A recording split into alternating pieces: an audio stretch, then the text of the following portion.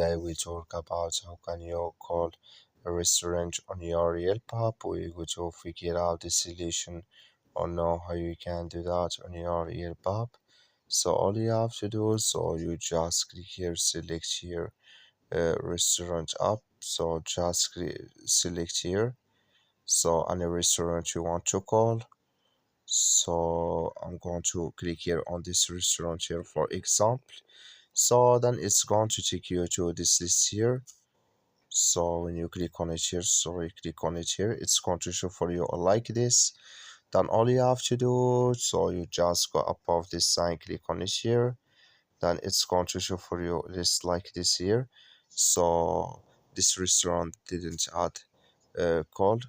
So I'm going to click here to this restaurant here. Then you go above this sign, then it's going to show for you here call. Just click on it, then it's going to call with you. That's all you have to do. That's all. Thank you for watching. Don't forget to support us by liking,